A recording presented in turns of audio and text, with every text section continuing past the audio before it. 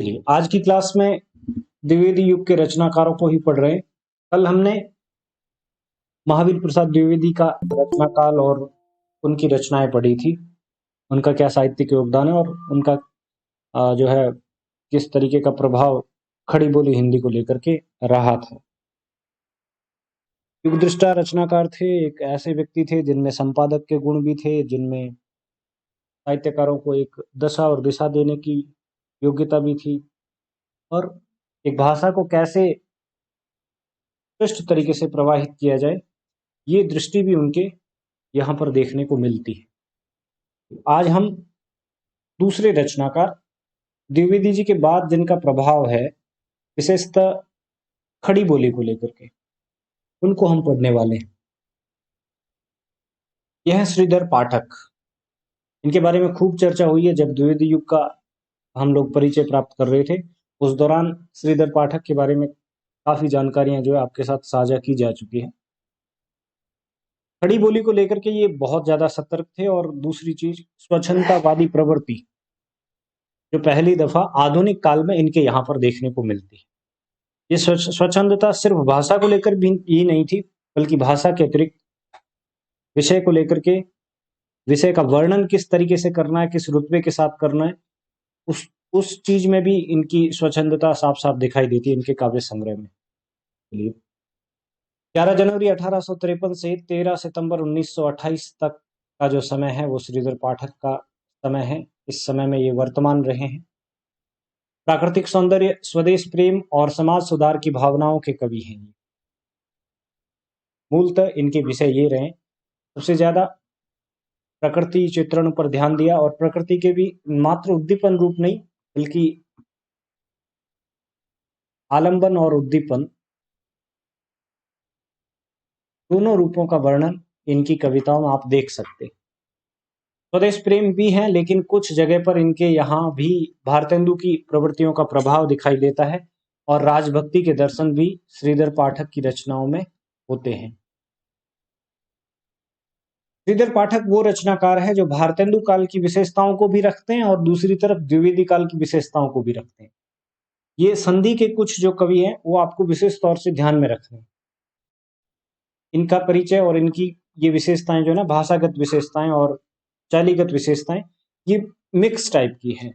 दो युगों के बीच खड़े कवि हैं ये। तो श्रीधर पाठक भारतेंदु युग और इधर महावीर प्रसाद द्विवेदी के सानिध्य में जो साहित्य धीरे धीरे परवान चढ़ रहा था, इन दोनों युगों के बीच के कवि हैं। समय के हिसाब से देखा जाए तो श्रीधर पाठक पहले हैं द्विवेदी जी से, लेकिन हम उपयोगिता के हिसाब से इनका अध्ययन कर रहे हैं द्विवेदी काल के रचनाकारों का, तो इनको मैंने दूसरे स्थान पे रखा है। पाठक जी हिंदी साहित्य सम्मेलन के पांचवा अधिवेशन कहाँ हुआ था? लखनऊ में हुआ था। और कब हुआ था? 1915 में हुआ था। लखनऊ अधिवेशन के सभापति भी रहे, जो कि अपने आप में एक बहुत बड़ी गर्व की बात थी। और साथ ही साथ इनको कवि भूषण की उपाधि भी प्राप्त थी। कवि भूषण ये उपाधि भी जो है इनको प्रदान की गई थी। मुख्यतः याद रखने की चीज ये है, श्रीधर पाठक हिंदी साहित्य सम्मेलन का पांचवा जो अधिवेशन था, जो लखनऊ में हुआ था 1915 में, उसके सभापति थे। उत्तर प्रदेश के जौनरी नाम के गांव में पाठक जी का जन्म हुआ, जो फिरोजाबाद तहसील और डिस्ट्रिक्ट आगरा में पड़ता है। पंडित लीलाधर जी इनके पिताजी का नाम था। पहल उन्होंने जनगणना आयुक्त के रूप में कलकत्ता के कार्यालय में ज्वाइन किया, वहां पर कुछ समय के लिए काम किया जनगणना आयुक्त के रूप में। पढ़ाई लिखाई अच्छी हुई थी, एक अच्छा खासा जो है पारिवारिक माहौल मिला था पढ़ने लिखने के लिए। और उन दिनों ब्रिटिश सरकार के ज्यादातर केंद्रीय कार्यालय कलकत्ता हुआ करते थे ज्यादातर, और फिर कलकत्ता से इनका इधर उधर जाना आना होता रहता था। एक तरीके से राजधानी की तरह उस समय अंग्रेज लोग कलकत्ता को ट्रीट किया करते थे। तो जनगणना के संदर्भ में इनको पूरे भारतवर्ष में अलग अलग नगरों में जाना पड़ता था। जनगणना आयुक्त नियुक्त किए गए थे ये। इसी दौरान उन्होंने कई पर्वतीय प्रदेशों की यात्रा भी की और यहाँ से उनका कवि मन जागृत होता है। ये बात नहीं है कि इस उम्र में आकर के उनका कवि मन जागृत होता है, बल्कि जब वो छोटे थे उस दौरान भी उनके भीतर वो काव्य प्रतिभा कई बार प्रकाशित हुई है। कई बार विद्यालयों के कार्यक्रम में, कॉलेज के कार्यक्रम में उन्होंने नाटकों इत्यादि में भाग लिया था। लेकिन जनगणना के कार्यों की वजह से अलग-अलग नगरों में जाना पड़ता था। इसी दौरान वो कई पहाड़ी प्रदेशों की यात्रा भी करते हैं और यहाँ से उनका कवि मन जागृत होता है और वो यहाँ से कविता लिखना बेसिकली शुरू करते हैं। प्रकृति का जो निकट सौंदर्य का दर्शन उनको मिलता है, प्रकृति को बहुत निकटता के साथ जब देखते हैं तो उनका कवि मन कविता रचने के लिए तत्पर होता है। सेवानिवृत्त होने के बाद वे स्थायी रूप से प्रयाग में रहने लगे और प्रयाग में ही 13 सितंबर 1928 को उनका देहावसान हो गया, अंतिम श्वास ली प्रयाग में। पाठक जी ने ब्रज भाषा और खड़ी बोली दोनों ही भाषाओं में अच्छी कविता की है। ब्रज भाषा का प्रभाव उन पर भारतेंदु काल की रचनाकारों के कारण आता है, भारतेंदु काल की कविता के कारण आता है, और खड़ी बोली का प्रभाव उनमें द्विवेदी जी की रचना प्रक्रिया से उतरता है। ब्रज भाषा की सहज और निराडंबर परंपरागत रूढ़ शब्दावली का प्रयोग उन्होंने नहीं किया है, बल्कि सीधी, सरल और एकदम सहज भाषा का प्रयोग वो अपनी कविताओं में करते थे ब्रज भाषा की। क्योंकि भारतेंदु काल की ब्रज भाषा भी अपनी एक विशिष्ट पहचान रखती है। रीतिकालीन ब्रज भाषा का सरल रूप आपको मिलता है भारतेंदु काल में, और भारतेंदु काल की भी सरलतम भाषा का प्रयोग भारतेंदु काल के उत्तरार्ध के कवियों में मिलता है, क्योंकि फिर ये कवि जो है धीरे धीरे करके खड़ी बोली की तरफ अपनी कविता की दिशा और दशा मोड़ देते हैं। भारतेंदु का उत्तरार्ध काल जो है ना वो ब्रज भाषा की कविता का सरलतम रूप लेकर के आता है। उसमें मॉडिफिकेशन हद से ज्यादा है। उसमें साथ ही साथ देसी भाषाओं की शब्दावली भी मिलजुल जाती है। आप देखेंगे पाठक जी की रचनाओं में भी, ब्रज भाषा की रचनाओं में भी खड़ी बोली के शब्द भरे पड़े हैं। कहीं ना कहीं उनके भीतर जो है ना सामने प्रत्यक्ष तौर से द्विवेदी जी की जो प्रेरणा चल रही थी पत्र पत्रिकाओं के माध्यम से, विशेषकर सरस्वती के माध्यम से, और जहां जहां साहित्यिक कार्यक्रम होते थे, साहित्यिक आयोजन होते थे, वहां वहां पर कविता की भाषा निश्चित किए जाने को लेकर के प्रश्न उठ रहे थे। और इनमें सबसे पहले जो भाषाई परिवर्तन का आधार बने कविता की दुनिया में, खड़ी बोली का प्रयोग करने लगे थे, खड़ी बोली की कविताओं को सहजता के साथ लिखने लगे थे, वो नाम पाठक जी का है। तो ब्रज भाषा का प्रयोग भी करते हैं, तो इक्की दुक्की रचनाओं में 3 खंड में उनकी एक किताब आती है, उसमें वो ब्रज भाषा का इस्तेमाल करते हैं। साथ ही साथ कश्मीर सुषमा जो इनकी सबसे ज्यादा प्रसिद्ध रचना रही है, उसमें भी वो ब्रज भाषा का प्रयोग करते हैं, लेकिन शब्दावली खड़ी बोली की भी उसमें शामिल हो जाती है। अन्य भारतीय भाषाओं के शब्द भी उसमें अपना स्थान बनाते हैं। इसी वजह से यहाँ ये लिखा गया कि ब्रज भाषा कैसी है, सहज है और निराडंबर है। किसी प्रकार का भाषाई आडंबर लेकर के इनकी ब्रज भाषा नहीं चलती है। भाषाई आडंबर का सीधा सीधा क्या अर्थ हो गया, तरह तरह के अलंकार, तरह तरह के मुहावरे जो उन भाषाओं में प्रयुक्त होते हैं, लोकोक्तियां इत्यादि का प्रयोग ये इतना ज्यादा नहीं करते। एक सरल साधारण एक नॉर्मल स्केल पर चलने वाली जो लैंग्वेज है उसका ये प्रयोग करते हैं। और कविता की क्षेत्र में ये होता है कि शब्दावली कुछ रूढ़ हो जाती है, कुछ शब्द जो है अनायास आ जाते हैं कवि की कविता के दौरान, वो रचना प्रक्रिया का हिस्सा बन जाते हैं हर कवि की। जैसे मान लीजिए हम सब लोग खड़ी बोली में रचनाएं कर रहे हैं, तो हमारी कविता अलग अलग होते हुए भी, अलग अलग भौगोलिक परिस्थितियों से होते हुए भी, और उसका रचना विधान इस तरीके का बनता है, भाषा का प्रयोग इस तरीके से आता है उसमें कि कुछ शब्दावली जो है वो निश्चित तौर पर हर जगह दोहराई जाती है, और इसी वजह से उसको परंपरागत रूढ़ शब्दावली कहते हैं।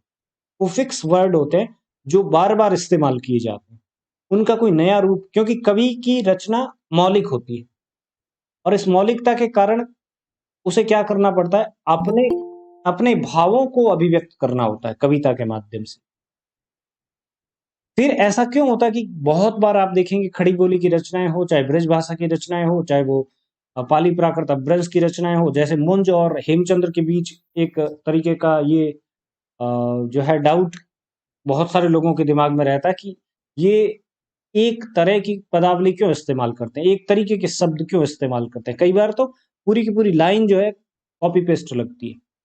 दरअसल वो परंपरागत रूप है भाषा का, जो मुंज के यहाँ पर भी देखने को मिलता है, हेमचंद्र के यहाँ पर भी देखने को मिलता है, और भी उसके परवर्ती कवि है और भी उस समय के समकालीन कवि है, उनके यहाँ पर भी देखने को मिलता है। परंपरागत रूढ़ शब्दावली जो है एक स्थान बना लेती है भाषा में, जब कोई भाषा लंबे समय तक प्रयोग की जाती है या जब कोई भाषा बहुत ज्यादा लोकप्रिय होती है।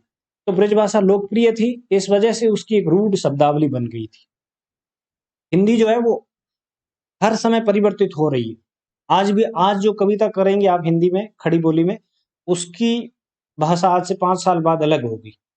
उसकी शब्दावली आज से 5 साल बाद कुछ विशेषताएं लेकर के आएगी, कुछ नई चीजों को, कुछ नए शब्दों को, कुछ नए उपसर्ग, कुछ नए प्रत्यय उसके साथ जुड़ते जाएंगे। ऐसे में वो रूढ़ नहीं बनती है, बल्कि उसका रूप परिवर्तन होता रहता है, उसमें कुछ नयापन देखने को मिलता है।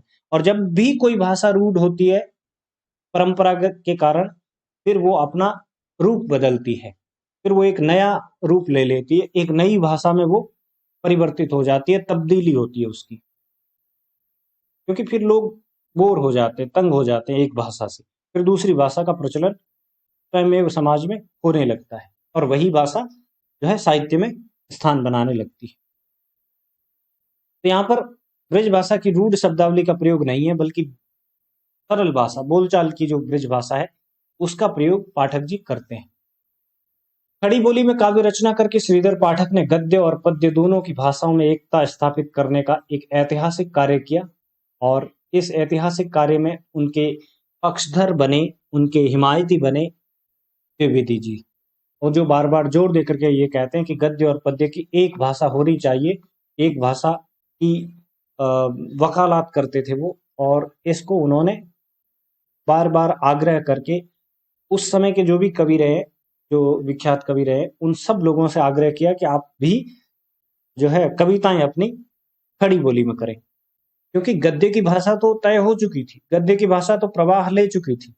अब उसमें एक संस्कार ये था कि उसको परिष्कृत करना था, उसको शुद्ध बनाना था, उसकी एक रूपता में काम करना था। दूसरी तरफ पद्य की भाषा में दिक्कत ये थी कि बहुत सारे लोग अवधि का इस्तेमाल कर रहे थे, बहुत सारे लोग मतलब उससे भी ज्यादा, अवधि से भी ज्यादा उस समय ब्रज भाषा का प्रयोग कर रहे थे। कुछ ऐसे लोग भी थे जो ब्रज और खड़ी बोली का मिश्रित रूप चला रहे थे, और उनमें ये नाम श्रीधर पाठक का भी शामिल है। इनकी शुरुआती रचनाएं देखेंगे तो ब्रज की शब्दावली 70% है और 30% शब्दावली खड़ी बोली की है।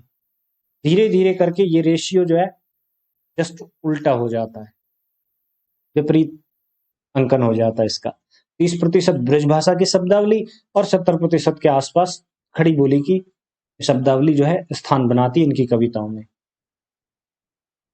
और ये धीरे धीरे होता है, अनायास नहीं होता है पाठक जी के यहाँ पर भी।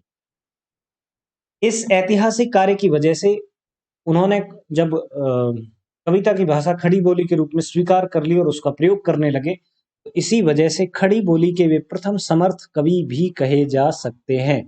अब आपके दिमाग में एक डाउट आएगा कि खड़ी बोली का पहला कवि तो अमीर खुसरो को कह दिया जाता है। खड़ी बोली की तर्ज की शब्दावली अमीर खुसरो के यहाँ पर है, और निसंदेह खड़ी बोली का प्रयोग करने वाले आदिकालीन कवियों में या आदि कवियों में अमीर खुसरो का नाम आएगा। लेकिन उस समय खड़ी बोली का कोई अस्तित्व था नहीं था। खड़ी बोली का अस्तित्व कब आता है? आधुनिक काल में आता है। और वो खड़ी बोली जो हिंदी में परिवर्तित हुई, उस खड़ी बोली के पहले समर्थ कवि जो कविता में इसका प्रयोग करते हैं और ये साबित करते हैं कि खड़ी बोली में कविता की जा सकती है, खड़ी बोली में प्रकृति चित्रण किया जा सकता है, खड़ी बोली में श्रृंगारिक रचनाएं की जा सकती है, खड़ी बोली में जो है भिन्न भिन्न सामाजिक विषयों की कविताएं की जा सकती है। इस बात को साबित किया श्रीधर पाठक ने। भले ही उनकी खड़ी बोली टूटी फूटी थी, ब्रज भाषा का सहयोग लेकर के चल रही थी, लेकिन फिर भी इन्होंने समर्थन दिया खड़ी बोली को। द्विवेदी जी की बात का जो है खंडन नहीं किया, बल्कि उसके पक्ष में खड़े रहे। इसी वजह से आधुनिक काल में खड़ी बोली के प्रथम समर्थ कवि के तौर पे श्रीधर पाठक का नाम लिया जाता है।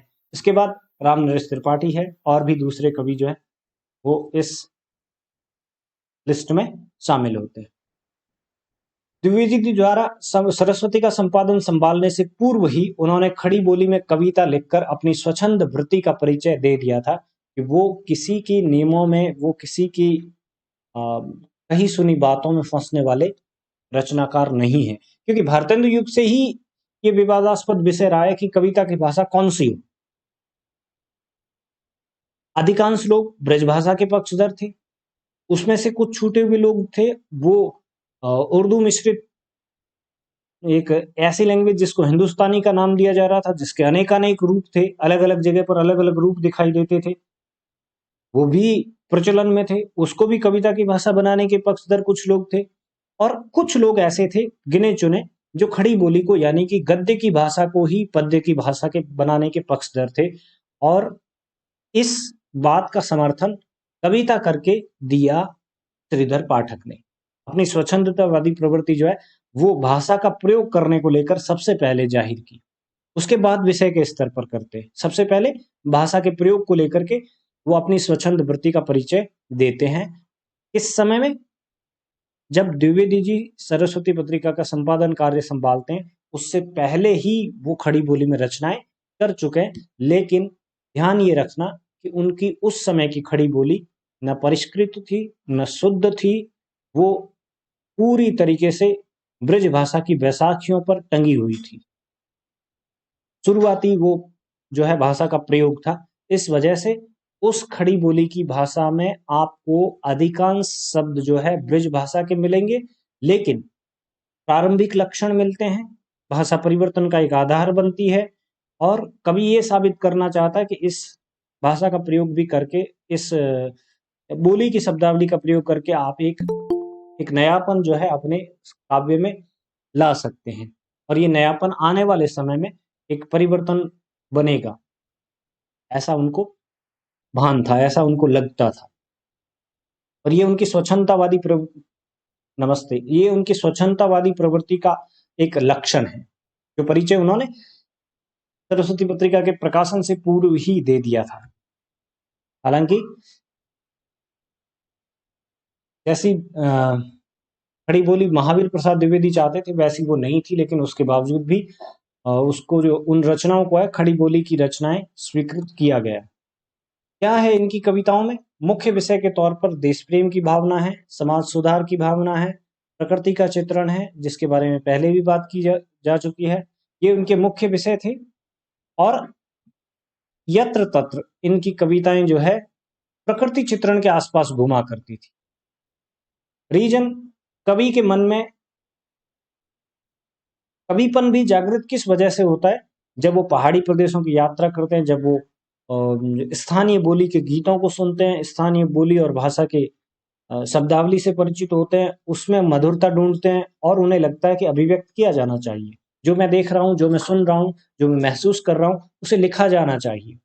ये संस्कार भी उनमें प्रकृति की निकटता के कारण आते हैं। इसी वजह से उनकी लगभग कविताओं में आपको प्रकृति चित्रण देखने को मिलता है। प्रकृति चित्रण के साथ साथ एक उप विषय के तौर पे कई बार वो समाज सुधार की बातें करते हैं, कई बार वो देश प्रेम की बातें करते हैं, कई बार वो समाज की कुत्सित मनोवृत्तियों की बातें भी कर लेते हैं, और देश के अतीत का गौरवगान भी वो इसी दौरान पूरे मनोयोग से करते हुए जान पड़ते हैं।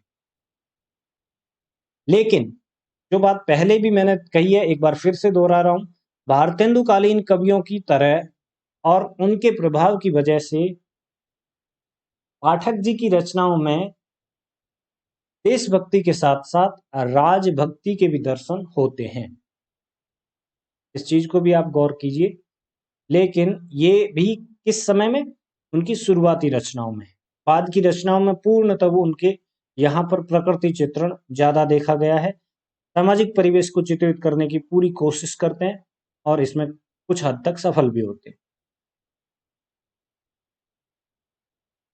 क्लियर?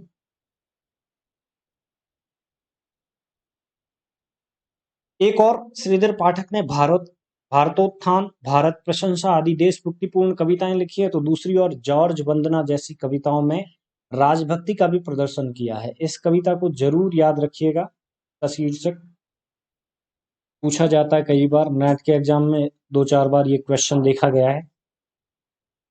भारतेंदु काल के किस कवि ने जॉर्ज वंदना लिख करके राजभक्ति का प्रदर्शन किया? और उत्तर है श्रीधर पाठक। जनरली इस तरफ ध्यान नहीं जाता है, क्योंकि श्रीधर पाठक को मैक्सिमम लोग जो है इसमें पढ़ते हैं, सिर्फ द्विवेदी युग में पढ़ते हैं।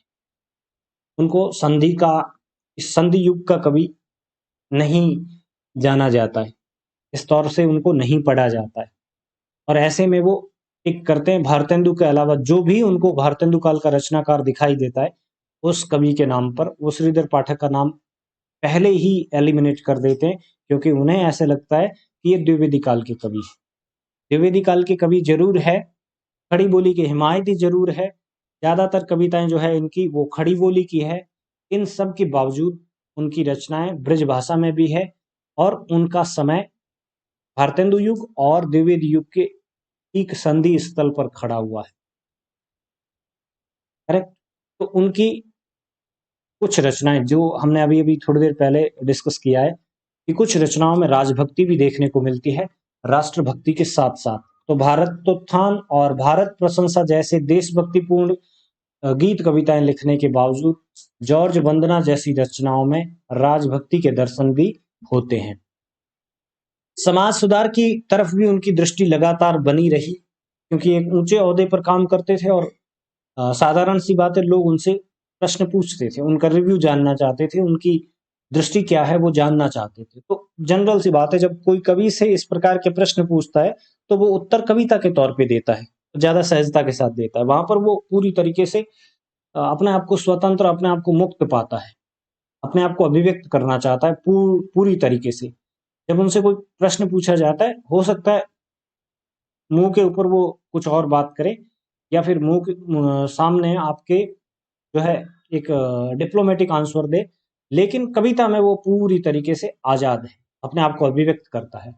तो समाज सुधार की तरफ भी उनकी दृष्टि रही, समाज सुधार की विषयों पर भी उनकी कुछ रचनाएं रही है। जैसे बाल विधवा नाम की कविता में उन्होंने विधवाओं की व्यथा का कारुणिक वर्णन किया है। बाल विधवा कविता श्रीधर पाठक की ही है, क्योंकि ज्यादातर इनको प्रकृति चित्रण के नाम से या स्वच्छंदतावादी कवि के हैसियत से समझा जाता है, देखा जाता है। तो ऐसी रचना जनरली लोगों के दिमाग में क्लिक नहीं करती है कि बाल विधवा नाम से, हो सकता है भारतेंदु या प्रताप नारायण मिश्र इत्यादि ने लिखी हो, लेकिन बाल विधवा कविता किसकी है? श्रीधर पाठक की। इसमें विधवाओं की व्यथा का वर्णन किया गया है। सबसे ज्यादा उनको सफलता मिली प्रकृति चित्रण से, और इसके पीछे कारण है उनकी कवित्व की प्रवृत्ति की जागृति का कारण भी क्या रही है? प्रकृति रही है। इसलिए उनका मन घूम फिर के प्रकृति की ओर चला जाता है, और उनकी कविताओं के विषय किसी न किसी रूप में आकर के प्रकृति तक क्लिक करते हैं। उस समय के कवियों में श्रीधर पाठक ने सबसे अधिक मात्रा में प्रकृति चित्रण किया है, क्योंकि ज्यादातर कवि उस समय राष्ट्रभक्ति की रचनाएं किया कर रहे थे, और कुछ लोग जो दूसरे थे वो ज्यादातर इससे बचे हुए लोग जो राष्ट्रभक्ति की परंपरा से पृथक थे, अलग थे, या फिर राष्ट्रभक्ति की परंपरा की कुछ कविताएं लिख रहे थे, साथ में कुछ इतर विषयों पर रचनाएं लिख रहे थे। ये विषय थे समाज सुधार के। आप देखेंगे ये दोनों मुख्य विषय रहे हैं द्विवेदी काल के, इसी वजह से इसको जागरण और सुधार काल कहा गया है। ये दोनों मुख्य विषय रहे, लेकिन पाठक ऐसे रचनाकार है जो इन विषयों पर रचनाएं लिखते हैं, लेकिन उतनी नहीं लिखते जितनी वो प्रकृति चित्रण की रचनाएं लिखते हैं। सबसे ज्यादा मात्रा में इन्होंने उस समय में, श्रीधर पाठक ने उस समय में प्रकृतिपूर्ण रचनाएं लिखी है। इसके बाद नंबर आता है राम नरेश त्रिपाठी का प्रकृति चित्रण की रचनाएं लिखने में। करेक्ट। बाकी अन्य कवियों ने भी लिखी है, लेकिन सबसे ज्यादा प्रचुर मात्रा में जो है प्रकृति चित्रण को आधार बनाकर रचनाएं लिखने वाले श्रीधर पाठक ही थे। पाठक जी ने रूढ़ी का परित्याग कर प्रकृति का स्वतंत्र रूप में मनोहारी चित्रण किया। वजह है, जब कोई आदमी उसी एक पर्पज से, उसी एक उद्देश्य से किसी फील्ड में घुसता है, किसी फील्ड में जगह बनाता है, तो किसी प्रकार के बंधन स्वीकार नहीं करेगा, वो बंधन मुक्त होकर के काम करना चाहेगा। और यही खासियत पाठक जी की व्यक्तित्व में भी दिखाई देती है और उनके रचना विधान में भी दिखाई देती है। उनका व्यक्तित्व भी उतना ही स्वच्छंदतावादी प्रवृत्तियों का रहा है, जितनी की उनकी कविता रही है। पहली चीज, उनके व्यक्तित्व का प्रभाव भी साहित्य पर पड़ा। पहली चीज तो ये कि वो एक ऊंचे ओहदे पर काम करते थे, एक प्रतिष्ठित पद पर थे, और अपने आप को जो है मुक्त महसूस करते थे, अपने आप को स्वतंत्र स्वच्छंद महसूस किया करते थे। और ये सब होने के कारण जब उसकी कोई व्यक्ति की प्रवृत्ति ही वैसी हो जाती है जैसे घनानंद की प्रवृत्ति थी, है ना, वो अपने आप को ही क्या मानते थे, स्वच्छंद मानते थे, मुक्त मानते थे। किसी प्रकार के बंधनों में वो खुद को नहीं रखना चाहते थे, नहीं जोड़ना चाहते थे किसी परंपरा से, किसी रीति से, किसी मार्ग से, किसी तरीके से, इसलिए वो मुक्त है। और जब कोई रचनाकार मुक्त तरीके से रचनाएं लिखता है, मुक्त होकर के रचना लिखता है, क्योंकि हृदय की मुक्तावस्था ही क्या कहलाती है, कविता कहलाती है। जब तक हृदय मुक्त अवस्था में नहीं है तब तक आप जो है स्वच्छंद प्रवृत्ति की रचना नहीं कर सकते। आप बंधी बंधाई या फिर आप किसी के दबाव वाली रचना जरूर कर देंगे, लेकिन उसमें वो स्वच्छंदता कहीं भी दिखाई नहीं देगी। पाठक जी ने भी रूढ़ियों का परित्याग किया और प्रकृति को स्वच्छंद तरीके से चित्रित किया, जैसा उनको अनुभव हो रहा, जैसा उन्होंने फील किया, जैसा उन्होंने देखा परखा और अपने व्यवहार के स्तर पर, अपने स्तर पर उसको जाना, उसको उसी अंदाज से प्रस्तुत किया। इस वजह से भी पाठक जी का प्रकृति चित्रण बाकी कवियों से पृथक है, बाकी कवियों से भिन्न है। क्योंकि बाकी लोग जो है प्रकृति चित्रण में और नारी चित्रण में, स्त्री के सौंदर्य के चित्रण में और प्रकृति के सौंदर्य के चित्रण में जनरली क्या करते हैं, रूढ़ियों का या फिर जो उनकी परंपरा रही है, जैसे जैसे मान लीजिए नाई का चित्रण है तो उसमें नाई का भेद को स्थान दिया जाता है, प्रकृति चित्रण है तो उसमें परंपराओं को ध्यान में रखा जाता है कि मेरे से पहले कौन लोगों ने किस तरीके से प्रकृति चित्रण किया है, फिर वो एक वैसा ही पैटर्न अपनाते हैं। पाठक जी की रचनाओं में ये पैटर्न नहीं देखा गया है। वो पूरी तरीके से मुक्त होकर के, स्वच्छंद होकर के, जैसी उनकी प्रवृत्ति थी वैसा ही कविता में उस प्रकृति को प्रस्तुत करते हैं।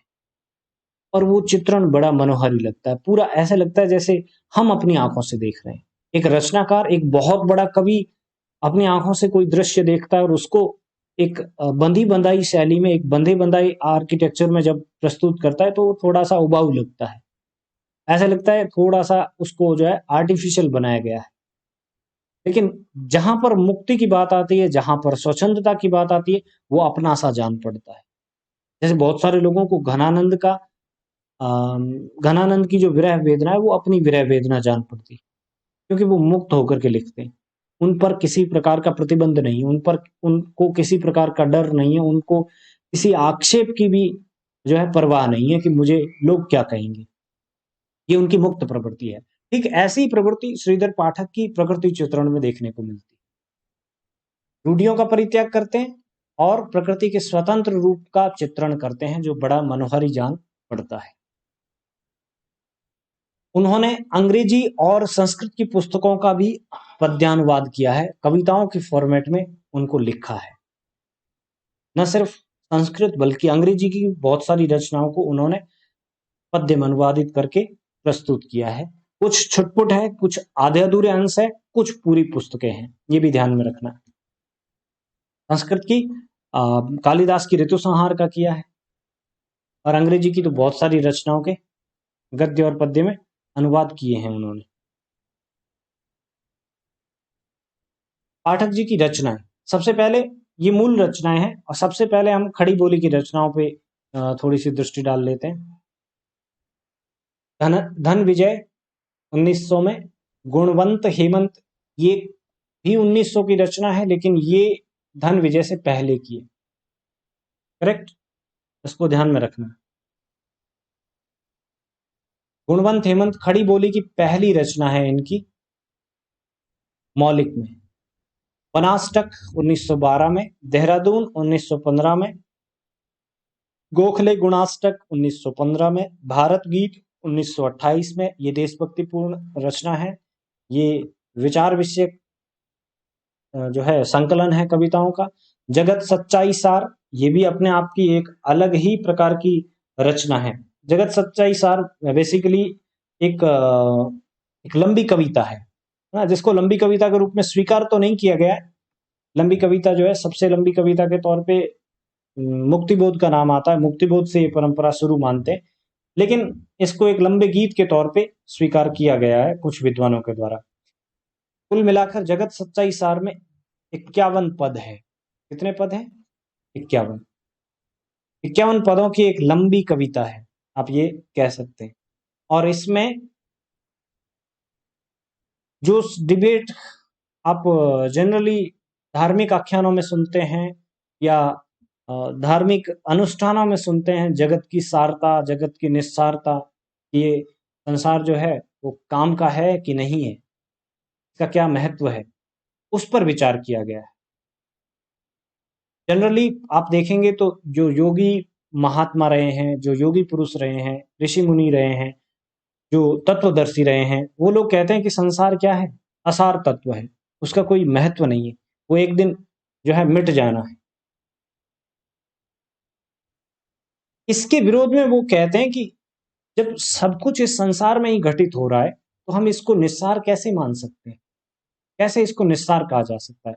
और इसी पर उन्होंने ये 51 पदों में जगत सच्चाई सार जो है एक लंबी कविता के तौर पे प्रस्तुत किया। 51 पद है इसमें कुल। स्वर्गीय वीणा, सांध्य अटन, गोपी का गीत, ये इनकी अन्य रचनाएं हैं जो खड़ी बोली में प्रकाशित हुई है। ठीक है, ये खड़ी बोली की रचना है। ब्रजभाषा में मनोविनोद नाम से एक रचना प्रकाशित हुई 1882 में। देखिए, इनमें सबसे पहले की रचना है, 3 भागों में प्रकाशित हुई थी। 1904 में कश्मीर सुषमा नाम से एक रचना प्रकाशित हुई, लेकिन इसके संदर्भ में ये ध्यान रखना, इस रचना की भाषा ब्रज भाषा होने के साथ साथ में खड़ी बोली का पूरा समर्थन लेकर के चलती है। खड़ी बोली का पूरा सहयोग जो है वो मिलता है इसे। तो एक मिक्स टाइप की लैंग्वेज जो है आपको देखने को मिलेगी कश्मीर सुषमा में, जहां पर खड़ी बोली और ब्रज भाषा का मिश्रण है। करेक्ट। तो ब्रज भाषा में ये 2 रचनाएं याद रखना पाठक जी की, एक मनोविनोद है और इसके 3 भाग है, 1882 में प्रकाशित हुई। कश्मीर सुषमा दूसरी रचना है 1904 में, ये काफी प्रसिद्ध हुई। रीजन क्या था? जो खड़ी बोली गुणवंत हेमंत में इस्तेमाल की है, उसी की शब्दावली मिलती जुलती ब्रज भाषा की मुख्य रचना होने के साथ साथ इस्तेमाल करते हैं। इसलिए कुछ लोग कहते हैं कि ये पूरी तरीके से ब्रज भाषा की रचना है ही नहीं। कुछ लोग कहते हैं खड़ी बोली का सहारा लेकर के ब्रज भाषा को इस्तेमाल किया गया है। इस तरीके से एक विवादास्पद, भाषा की दृष्टि से विवादास्पद रचना जो है वो सामने आती है, लेकिन इसकी अंततः भाषा कौन सी स्वीकार की गई है? ब्रज। गुणवंत हेमंत वो रचना है जो खड़ी बोली की श्रीधर पाठक की खड़ी बोली की पहली रचना है, जो 1900 में प्रकाशित हुई है। ठीक है, और ये काव्य की है, ये भी ध्यान रखना, ये काव्य की खड़ी बोली की रचना है, गद्य की नहीं है, पद्य की है। इस क्वेश्चन को भी अच्छे से दिमाग में रखना। और श्रीधर पाठक की है, किसी अन्य रचनाकार की नहीं है। अनुदित रचनाएं, जिनके बारे में थोड़ी बहुत तो चर्चा पहले कर चुके हैं हम। ग्रे की एक रचना है सेफर्ड एंड फिलोसफर, उसका अनुवाद किया गडरी और दार्शनिक के नाम से। गोल्डस्मिथ की एक रचना है हर्मिट, और इस हर्मिट का ट्रांसलेशन किया है एकांतवासी योगी के नाम से 1886 में। भाषा इसकी कैसी है? खड़ी बोली है, और शैली कैसी है? लावणी और ख्याल शैली में इसको रचा गया है। अनुवाद जो है लावणी और ख्याल शैली में किया है, खड़ी बोली भाषा का इस्तेमाल करते हैं। 1886 में ये प्रकाशित होती है, और हर्मिट रचना का ट्रांसलेशन इन्होंने किया एकांतवासी योगी के नाम से। मूलतः हर्मिट किसकी रचना है? गोल्डस्मिथ की रचना है। गोल्डस्मिथ की एक दूसरी रचना